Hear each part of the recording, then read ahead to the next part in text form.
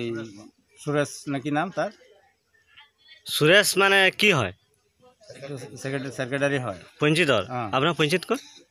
এই পঞ্চায়তটো আমাৰ টঙিয়া বজাৰত সমবায় সেক্ৰেটাৰী। সমবায় সেক্ৰেটাৰী। এতিয়া আপোনাক কিবা কৈছে নেকি? আমাক সেক্ৰেটাৰীৰ ওচৰত গৈছোঁ, সেক্ৰেটাৰী কৈছে যে এতিয়া নহ'ব, একমাহ দেৰি হ'ব, একমাহ দেৰি হ'ব। এতিয়া একমাহ ভিতৰত এসপ্তাহ হোৱা নাই, এতিয়া দেখোন এই ডিলাৰবিলাকে কাগজ জমা লৈ আছে, কাগজ জমা লৈ আছে, টকা 5,000কৈ হ'লে মানে হৈ যাব। ইমান দিন আমি টকা জমাও দিব পৰা নাই, আমাৰ ৰেচন কাৰ্ডো হোৱা নাই। আজি 2 বছৰৰ পৰা আমি ঘূৰি আছোঁ এই ৰেচন কাৰ্ডৰ কাৰণে, আজিলৈকে ৰেচন কাৰ্ড নাই, কিন্তু আমি টকা দিব পৰা নাই, দুখীয়া মানুহ টকা দিব পৰা নাই। যোনে টকা দিছে সিহঁতৰ কাৰ্ডবিলাক চব হৈ গৈছে। কাৰণে মানে মোক এটা দায়িত্ব দিছে যে আপুনি গাঁৱৰ কামখিনি আপোনালোকে কৰিব। সেই মোৰ কোনো বেতন নাই, একো নাই, মই বেতন নোহোৱাকৈ মানে আমি ৰাইজৰ কামখিনি কৰি আছোঁ। আৰু এতিয়া বৰ্তমানে দেখিছোঁ 3 লট চাউল মোৰ বঞ্চিত কৰিছে চাউলৰ পৰা। মই SDO ছাৰক দি ক'লোঁ যে এইটো কি কৰা যায়, এইখন মই দিছিলোঁ, SDO ছাৰে নাৰাখিলে। আজি 2 দিনৰ পৰা ঘূৰি আছোঁ, মই কালিও গৈছোঁ, গৈ পেলাই এই বস্তুটো আমি কোনো পাত্তা নাপালোঁ যে আমি চাউলটো কি কাৰণে আমি বঞ্চিত হ'লোঁ।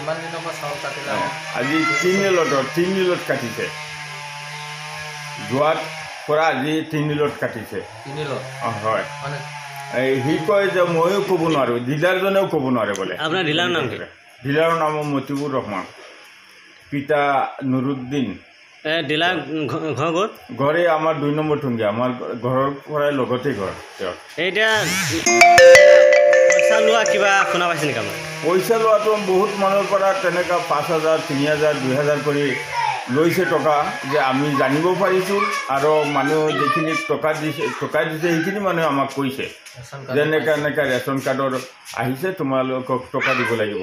কোনোবা 4,000, কোনোবা 3,000। এতিয়া বৰ্তমানে তেওঁ মানে 1,500, 1,100, 1,000 এনেকৈ বিচাৰি আছে মানুহৰ পৰা টকা, তেওঁ ৰেচন কাৰ্ড কিনি সিহঁতক দিব বুলি।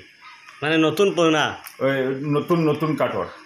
পুৰণাটোতো আৰু বহুতৰ মানে ইয়াৰ পৰা গুচি গ'ল, মানে 27জন মানুহ আমাৰ পুৰণা এই ডিলাৰৰ পৰা গুচি পেলাই গৈছে। এই এটা মানুহ হেৰি আপোনাৰ পুতাই বুলি কয়, আমাৰ 7 নম্বৰ গাঁও নতুন বলকৰ মানে তেওঁৰ আণ্ডাৰত গুচি গ'ল এই চাউলত নিদিয়াৰ কাৰণে।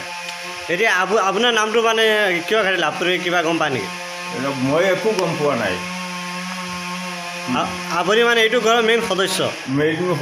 মই একেবাৰে ছিজনৰ পৰাই এই দোকানৰ সদস্য হৈ আছোঁ। আৰু এই দোকানখনেই আমি ৰক্ষণাবেক্ষণ দি পেলাই আমাৰ গাঁৱৰ মানে এই ডিলাৰজন আগত মৰি গৈছে, তেওঁৰ পিছত তাৰ ল'ৰাটোক আমি বুজাই শুনাই দিছিলোঁ। এই সমবায়ৰ থ্ৰুতে মানে সমবায়ৰ অফিচাৰবিলাকে চবেই জানে এই কথাটো, মানে আমি যে তাক দোকানটো দিছোঁ।